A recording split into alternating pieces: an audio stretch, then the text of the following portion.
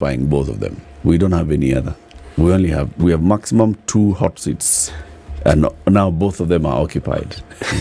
Thank you. Matters of land are, well, it's all about emotion. People have gone to great lengths on land and land disputes. It's important for us to understand land governance, and that's why you two gentlemen are here. Karibuni sana. City has the day's proverb. Today's proverb. Let me make it plural. Women look for lost camels in their bosom. Women look for lost camels in their bosom. Yes. Samuel. Yes. What do you make of that proverb? What's your interpretation of it? Women look for their lost camel in their bosom. That sounds interesting.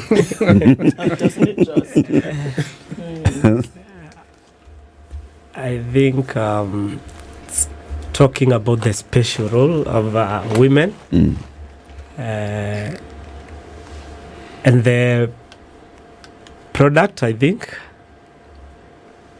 and how close they hold, how they hold close the product that is the child that they bear, and such kind of conversation. I don't know whether I'm right. Oh, you're right. Yeah. You know, the thing about Proverbs, my brother, is your interpretation is what we want. Everyone hears it, but it's how it relates to you. It's how you... I think that is how it reads to me, how important or how close they hold whatever product that they give to the universe. Wow. Yeah. Antony, what's yours? Well, that's a good one. I don't know how the Somalis do their trade and where the women keep their money, because I've seen it here in Kenya. Women tend to keep their money somewhere close to their bosom. So perhaps it may have a bearing on trade and the storage of money. But then again, also, I presume that there is a dowry system, and the camel plays quite a big role in communities like in Somalia. So perhaps we are somewhere remotely, I can say that we are talking about money. Thank you. And they're looking for it in their bosom. That's where they keep it. Where they keep it. Yeah. It's another view. Oh, yes. This is the beauty of a proverb. It's how people relate to that proverb and what they hear. But always bear in mind where the proverb comes from. Because in many communities in this country, there would be proverbs, but there would be no proverbs with camels because they don't have camels. Exactly. Yes. And you also have to consider the role a camel plays in that community. Yes. There are communities where you would say goat, some you'd say cow, some you'd say donkey. Some you might even say fish. Along the coast. Yeah. Okay, Antony, you're a civic educator. Yes. What does that mean? What's that? A civic educator, I guess the easiest way of putting it is that down there in the communities, uko, in the communities, mashinani. A long time ago, we used to have civic education as a subject in primary school, and that was teaching people in early on matters governance and how government works. Somewhere along the way, I think that was dropped. So you have within our communities, you have a lot of ignorance on how government works, and that's why kila mtu anasema serikali saidia, because we really don't know how to approach government. So what we do, I think somewhere you said I'm a paralegal, is we try to bring down and let the people get to understand law and how governance works for them in a simple, straightforward way, and without necessarily paying and without going to class. So often we will organize clinics with women groups, nyumba kumi, within the communities, even visit schools sometimes to give talks, especially very topical is the Constitution of Kenya, which over 10 years down the line, I think you'll agree with me that very few of us understand it at all. So that's the role we, as a civic educator, that's the role we play in the communities. Of course, sometimes... Who do you do it on behalf of? On behalf of ourselves, to start with. Of course, we do have backing. I mean, Transparency International trains its civic educators on matters to do with their corruption and how to advise people against corruption. I also am a paralegal for Kituo cha Sheria, and Kituo cha Sheria too trains us to handle things, gender-based violence, advising people on how to navigate through government. As I think we understand, after devolution, things became a bit complicated, because then a lot of people, I would say over 90% of the communities, people in our community, do not even know what role the national government plays vis-a-vis what the county governments play. So you even go to a chief's meeting or a meeting and you hear people asking the chief to make sure there's a dispensary or a health center built across there, which is, county role. Which is a county role. That's broadly that's what we do. Also, there are a lot of matters which become challenges, legal challenges for the communities in courts and everywhere. They can actually be stopped before they develop into legal challenges by simply giving information. Just simply letting Mamboga know that you can apply for a birth certificate through a cyber cafe next door, okay? And just pay that alone can help a lot. I remember, I can give you a couple of examples where when it became necessary for school children to be enrolled in the digital system. It became necessary that we called it NEMIS. That every child goes and gets a birth certificate. Now, as simple as it is, you'll be surprised what a challenge it is. And you'd go and find someone there decides this is a business opportunity. So, or letter Elfuine, and I'll get it done for you. And then they go down to River Road and have one printed. Later on, when they present this to the school, if the school teacher is in a bad mood that day, they'll call the police. And it becomes a legal matter, okay? Because we're talking about forgery. But if you came to a paralegal for free, they'll tell you, Mama, this is a very simple issue. Let's come with me. If you have a laptop, let's go. What documents do you have for your child? Do you have a birth notification? If you don't, or let's walk to the chief's office and you get a letter, and you get the process done like that. Basically, that's what we do. Yeah, it's a lot of work. It is, but the thing that I wonder is, how do you ascertain that the message you are trying to pass across is actually understood? That if you want people to understand these salient aspects about the law, that they actually understand them. And where understanding here would go beyond just them telling you, I have understood, but that it reflects in the way they then handle that matter. So that if previously, as you said, they would go to the chief and talk about the clinic or a health facility, you now say they no longer go to the chief. They actually go to the MCA and they talk. They go to the office, the constituency office, and talk to the constituency manager about these things. How do you measure? Good question there. I think I would tell you, quite simple. The Kenyan Constitution. You recall before we went approved it, there were thousands and thousands and thousands of copies that were circulated so that everybody was to read and understand. Yes. And one of the things that we pride ourselves with is that it's not written in legal jargon. It's in simple, day-to-day language. And that's the approach we give in our civic education. So the very first thing that we do, and very, very importantly, is that we will look and try to make somebody understand, first of all, you have rights.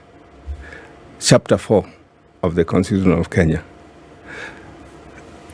The moment you begin to make them understand that they are not, nothing is done as a favor, it is a right, then what happens is you get a lot of attention. Okay? And once you've captured that attention, then it's very, very easy for you to give your message. And when you give your message, you do not, for instance, take an act of parliament and say, this is, how complicated it is. You bring it down na lugha ile ambayo that mama or that mzee or that young lady understands. Now let me put it very clearly here. Sometimes we think, we look at it and assume that only the people who have not been to school need this kind of help. No, it's not true.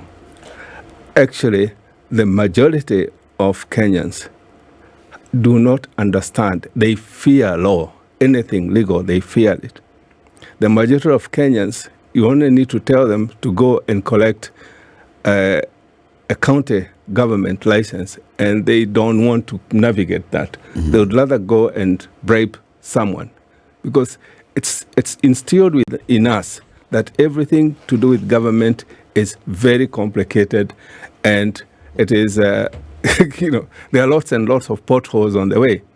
And of course, whether we like it or not, the players within the government sector have enjoyed that to making it seem complicated. Okay, that's how come a Kenyan is likely to, when they get stopped by a policeman on the road, instead of asking, what have I done, they will go to their pocket very quickly, produce 100 and says, mkubwa, habari asubuhi. It's and sometimes we bring the cops for this, but absolutely look at it. I mean, I'm the one who came in and offered that. So the guy says, okay, fine, but next time kindly put your indicator lights on as you turn.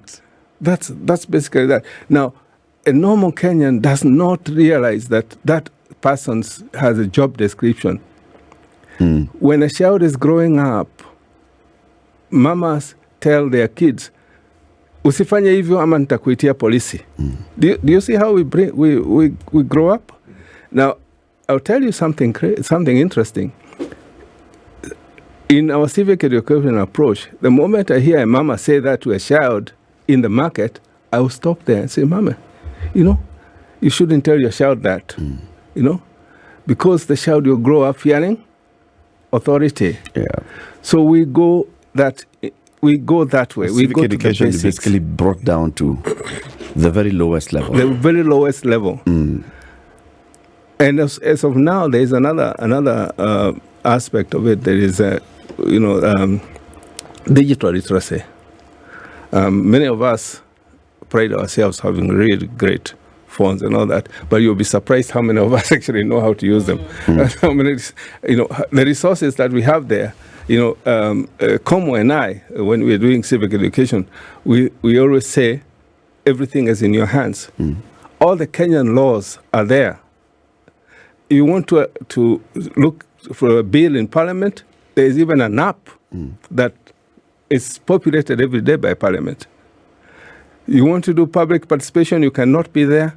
There is an email address you can write to. You see, but how many of us know this? This is another kind of marginalization that's happening now, where we have the resources, but we actually don't know how to use those resources. Exactly. Let's switch over now to the conversation about land and land governance, because like Komu, we have been saying, when it comes to understanding the law, that is one side. When it comes to land, soil, Kenyans have this other relationship with soil. Now, put that whole emotional side of soil and put this whole laws on soil. What are the areas that, as you deal with, civic education as Transparency International, and you come across people asking or dealing with land matters, what areas really come out? I think first, for me, I think it's the approach that we have as TI through the project that we are implementing. We are calling it land and corruption. And our priority intervention first is creating awareness on land rights. And for this, we are doing because, one, we realize just like corruption, I think land, as you have said, is a very emotive issue here in this country.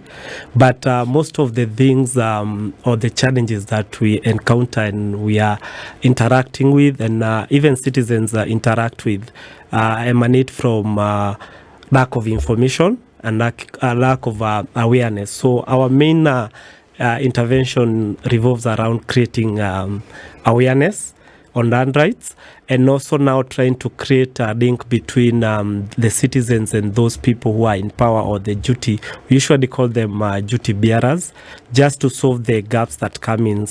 And some of these things revolve around lack of information. There is also institutions, the policy and laws that have been put in place, the gaps around the policies, the laws, and also we have institutions that are not willing to implement these laws and policies, and also we have some archaic kind of approach to some of the issues, and I think this has also been addressed within the Truth and Justice and Reconciliation report that tries to put into picture some of the injustices, land injustices that we are yet to solve in the country.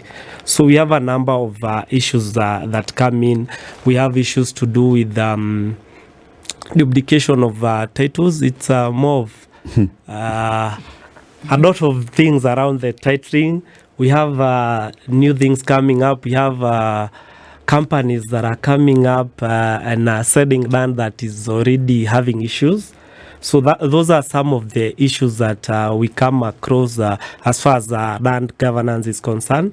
And I'm sure my colleague here will give a very good example around those issues from the experiences we have had working around Nairobi. I think it's one of the areas that have some very weird issues around land, and especially we call it peri-urban area, specifically Kamuru area, that we have had quite a challenge. We have the conversation around ranches that has become it's actually a risky affair, because it has even had people, a number of the leaders killed. Yep. Yeah, so we have a number of things, and I believe we also get to conversation about digitalization as one of the initiative I believe the government is doing to help solve some of these issues around titling, ownership of land, even the historical question or injustice that is part of the challenges.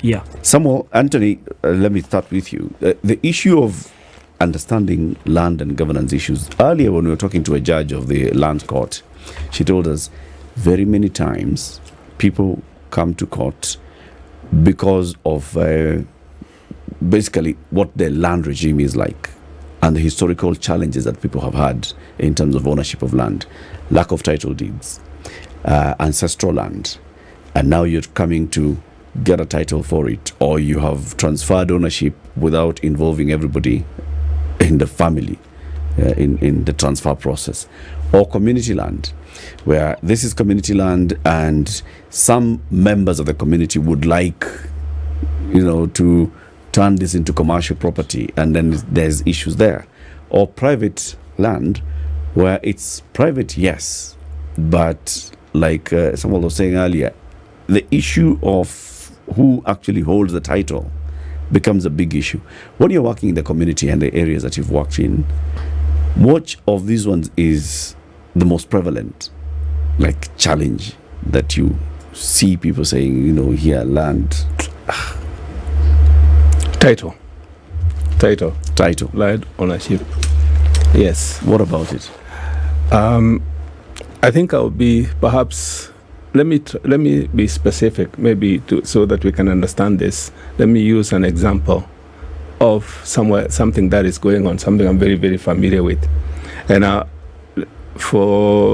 think you can replicate this all across our land. But I'll pick up Kamuru because it's famous. Bloti Maguta, you know it. You know, that's what everybody says. Mm-hmm. And so I'll give you a little background about how this land changes and how it becomes very difficult to get titles and where the challenges are. Then you can, base that. So, like many parts of this country, when we come from a colonial past, and so this Bloti Maguta in Kamuru, Roai, Ngondo is actually a product of ranches that were bought by cooperatives right after independence. The Muzungu was there for their own reasons. They chose to leave, or sometimes they were made to leave, coaxed into leaving. And so people formed cooperatives to buy this land. So we form a cooperative, you buy the land, and they are initial shareholders. These shareholders, once they've got their pieces of land, they decide they either keep or sell. For those who decide to sell, they have not taken their title of their land as yet. It's just at the level of an allotment letter. Yes. And they are quick to sell. And in the case like in most places of Nairobi, the people who have the knowledge that land is going somewhere are groups of people who have either formed themselves as a land buying company in quotes, because some of them were not even registered. It's just a chama. Let's go and buy a piece of land in Roy or whatever. And then immediately they're buying it for commercial purposes. So they divide it very, very fast. Let's say it was 1 acre. They divide it very fast into 8, 10, or 16 pieces, whatever they have agreed.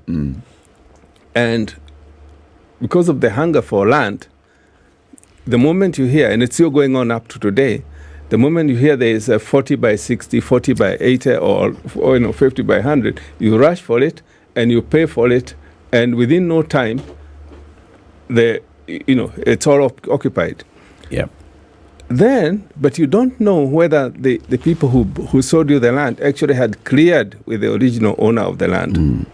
And you remember there was no transfer of title. It was just an allotment. The only documentation is an allotment letter. The allotment letter. Okay. And who issues the allotment letter? The city county. Nairobi City Council at that time. Okay. Minister of Lands via the Nairobi City Council. Just pause. Yes. You were the original allottee. Yes. You sell to my sister Ndu over there. Okay. What instruments do you use for selling this land? An agreement. Yes. Handing over the original allotment letter. Okay. And since the cooperative had a register, often a black book, I'm sure you're familiar with that. Yes, I'm familiar with black book. It's the name is crossed out, and the new name Muga is crossed out, and Nduoko is now written. Yes, one line across, and the new name is put there. Okay. Yes. Now she goes and subdivides. Yes. So what then does she issue to Eric and myself? She goes into a cyber and asks the cyber attendant to make some certificates saying Eric and Njenga Company Limited. Okay. Right. And that's what we hand out. Okay, certificates. Okay. So it will now be a certificate from the land buying company. Exactly. That will now be allotting you portion 001, which is a 40 by 20. Exactly. Absolutely. Awaiting the title. Absolutely. Awaiting the title. Yes, awaiting there. Remember here, there are taxes that have not been paid. There is the land rent to the Minister of Lands, it has not been paid. The rates to the council has not been paid. But that's not in consideration at this moment. So we keep moving. Okay. Okay. So he has bought his 40 by 20, I have bought my 40 by 20. Okay, now, this piece of land as an entity if I were to go to the Ministry of Lands, what does it exist as? It does not exist. It's as simple as that. Which one? The 40 by 20? The 40 by 20 Okay. does not What exist. exists is the original piece. Exactly. Wait. Original piece for which The allotment. allotment letter was given. Yes. Which means that in the ministry, it is still one huge chunk of land. Absolutely. So even the subdivision she got, which she subsequently What she then chopped up and sold to us, those don't exist. Okay. Not on the records. Not on the records. Yeah. So what existed was the big piece of land owned by the Muzungu. That one was subdivided properly, legally. So you now have 1 acre pieces So of the land. allotments are real. The allotments are written The now. documents in the original black book. Yes, the document from the city county, from the Minister of Lands, allotting the 1 acre is to your name. It is real. Right. It's real. It's It's real. But you're supposed to write and accept that piece of land to the ministry. I'm supposed to accept it. Yes. Or I've been allotted. Yes. I'm supposed to take up the allotment Yes. by writing back. Yes. Okay. In most cases, that never happened. so when your land is allotted to you, it means you didn't buy it. Somebody gave it to you, or is that just the legal term they use for whatever process you have? In the case of Nairobi and other municipalities, the land is actually on lease from the government. So Okay. even the original ranch owner had leased it, At that particular time, it could have been. or It could have been freehold. it could But have the moment you change from freehold in a municipality, the moment you subdivide, it changes now and becomes leasehold. leasehold. 99 years. So essentially what we're saying right now, because this practice of subdivision of land is rampant. So the folks who have bought the 40 by 20 here, bought it here, bought it here, bought it here, don't have titles. And the reason why they don't have titles is because those little parcels of land don't exist. From the titler, as it were, they will not be able to give you this because they don't exist. So how then, with my little piece of land that I've gotten from whomever, do I, number one, prove ownership, number two, hold ownership, and then number three, have it for any kind of use that I want in the future? The only proof of ownership you have is that piece of paper called a certificate that Which I got at the cyber cafe. Which you got from the person who sold it to you through, done at the cyber cafe. But It is not recognized anywhere. But that's what I want to ask, is it even legal? Yeah, because I mean, It's anybody not. could do it in a cyber, Anyone can and it's do a it. little thing, and you Yeah. draw on a piece of paper. Is that not it? So essentially, I own nothing. Essentially, you are a squatter. And this matter is complicated further. Remember that the actual owner of the land is the one who appears on the letter of allotment. So they are still the They are still the owner. owners of the land. But isn't this really sticky though, Antony? Because that means that anybody could come tomorrow and say, well, you know what? This is mine. You actually have no proof of ownership. And according to them, actually, you don't have ownership at all. Because even what you would say is proof is a little piece of paper that was printed by somebody in a cyber cafe and it is not recognized by the titling authority. And that is why we are having so many of such cases around, and a lot of companies coming in and leaving people fighting, because I am here claiming ownership of the land. I have the data. Eric comes in. He is also claiming ownership of the land that he came and showed him.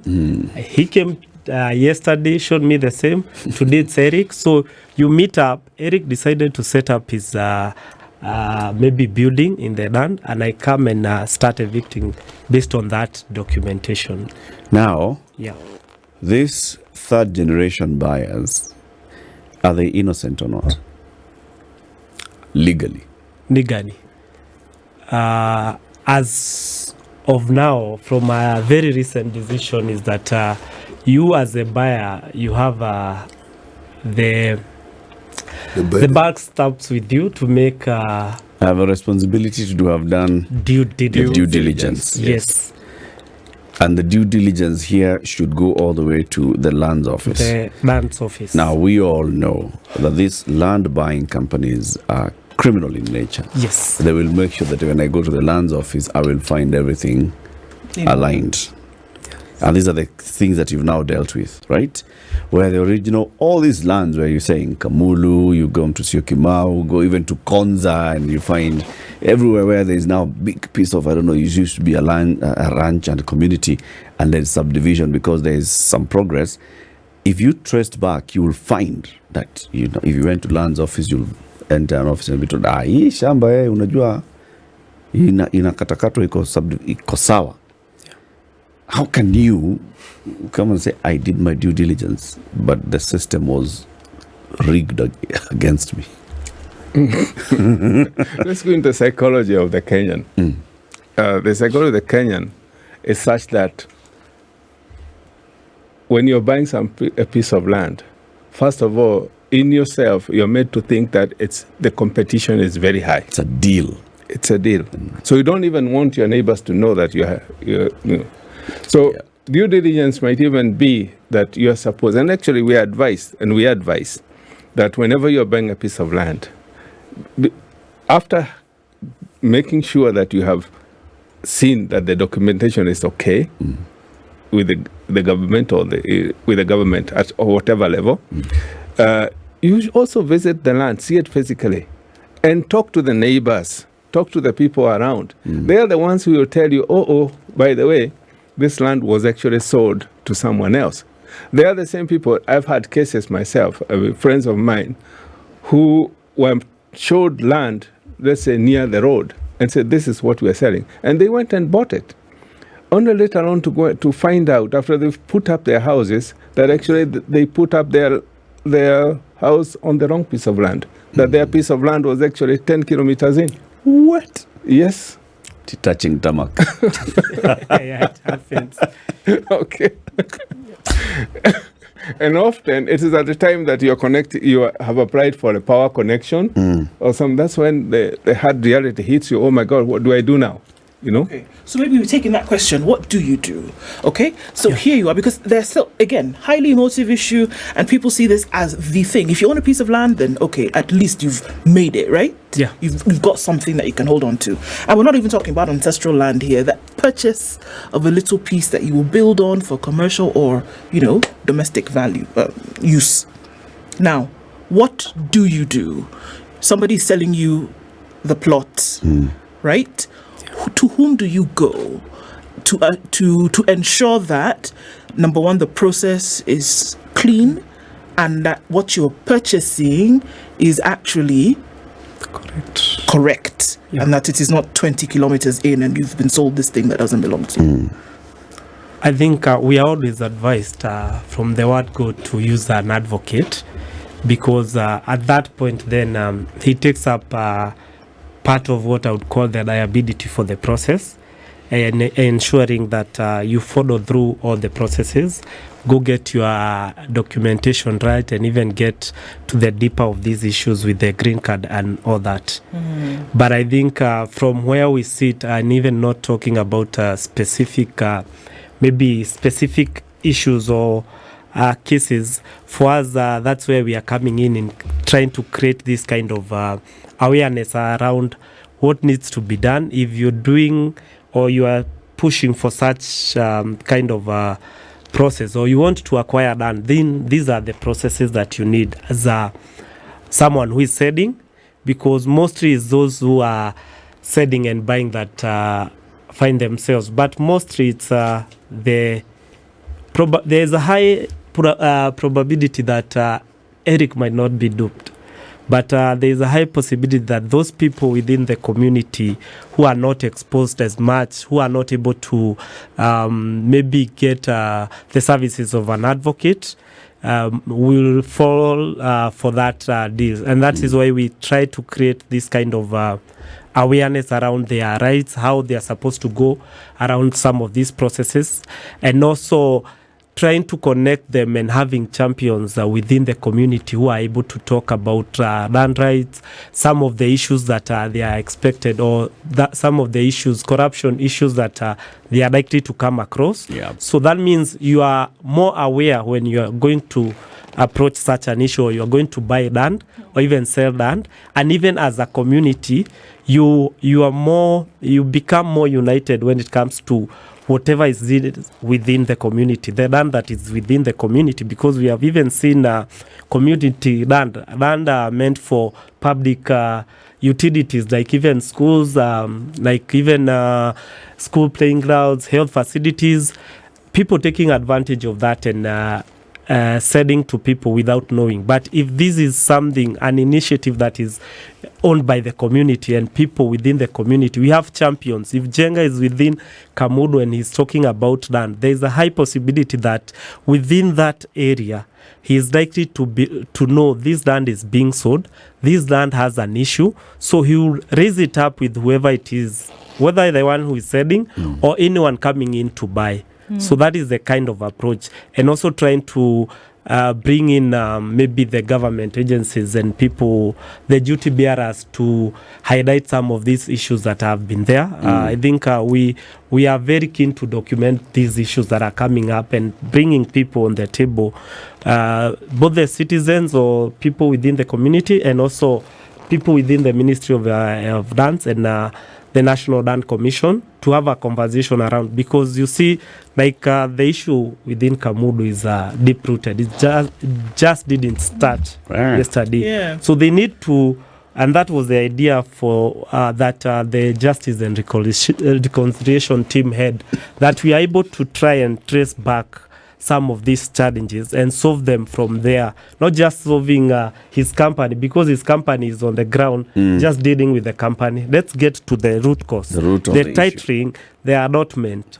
Let's start from there, come all the way now to he can still have his company, do the right thing and sell the right parts of land, and people benefit from it. But you know, there's this let me call it a misconception. Yeah. That it's people who are not very well informed who get duped. That is not actually true. It's the other way around many times. Yes. We just not very recently, there's land in this same area where you have this huge cement company that has all manner of land Portland. around it. Yes. People, affluent people, bought land and built some massive mansions, and suddenly there are issues. Now, you cannot say that those are people who didn't have their lawyers who went They and did. did. Yes. Same with Chokimau land here, Kenya Yes. Airports Authority. Yes. And Got demolished. it's the same. I mean, if you trace back, you'll find that due diligence was done to some level. Yeah. Right? There's a criminal enterprise that is very well oiled. Even when we talk about, let's establish the National Land Commission, let's have digitization of our lands registry, everything still leaves some gaps. Kenya now is a 50 by 100 Nation. country. Yes. Wherever you go to Lamu, go to Witu, you'll find a 50 by 100 being sold. Go to Peketoni, You you'll just find. choose. Go to Londiani, you'll find to 50 Mandera. by 100 being sold. Yeah. And all these 50 by 100s, are there laws that, manage and govern demarcation of land? Can you find 50 by 100 everywhere? I mean, this is agricultural land, community land, and then it has suddenly become Commercial small land. commercial plots. Are there things that, should be red flags? If you're being sold a 50 by 100 in such an area, that red flag number one, are there such things that you tell people, these are the red flags to watch out for? Yes, but people will not listen. Why?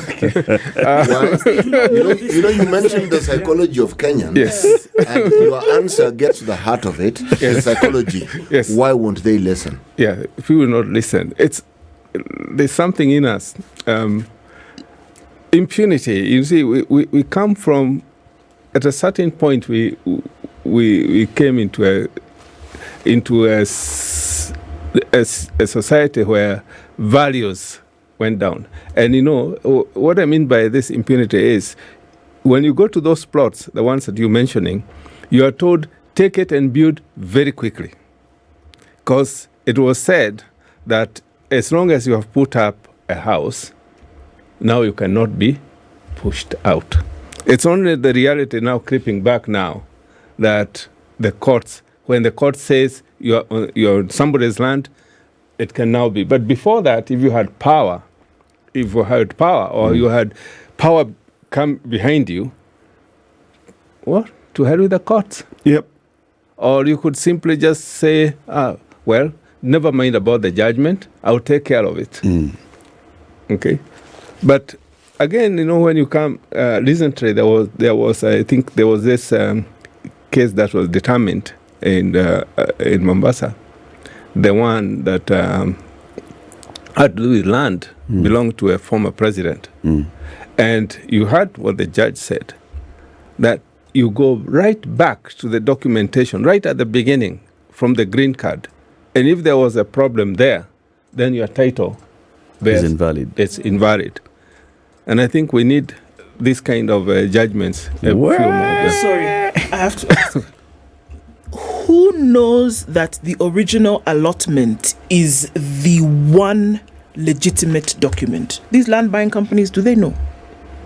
Many of them have people who know. Who know? Yes. So, before we even speak futurely, the hundreds of thousands of people in this country who have bought your 50 by 100 with the certificate from wherever, what happens to them moving forward to secure your investment or to secure where your little house is? What happens to them?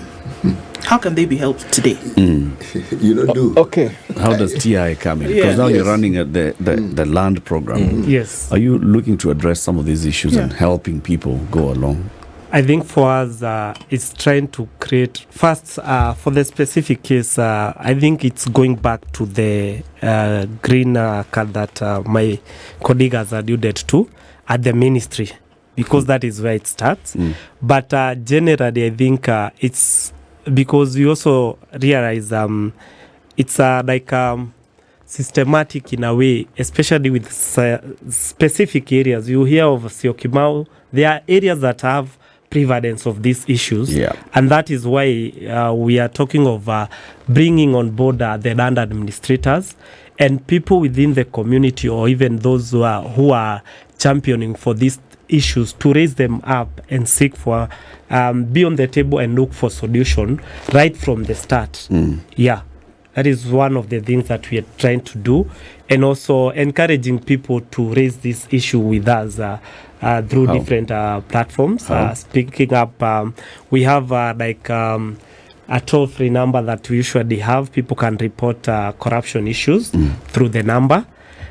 So you're able to raise this issue up, we document them, and when we're having this conversation, then we're able to raise these things up with the ministry officials, the representative from the National Land Commission, and tell them this is the specific issue that has been raised, as opposed to having a blanket or a broad issue that we are talking about, but giving a specific issue, and then they can get into the nitty-gritties of the whole of what has been done. I think transparency, you've started a very good program, and it's important that you keep doing this and creating awareness, and let us all know that this is what to look out for when you're exercising your greed of purchasing land, touching the river, and touching tarmac. But thank you very much, gentlemen, for joining us today. Asante sana. Samuel Komu is a project officer with Transparency International Kenya. Antony Njenga is a civic educator and a paralegal. This is the Situation Room, the only way to start your day.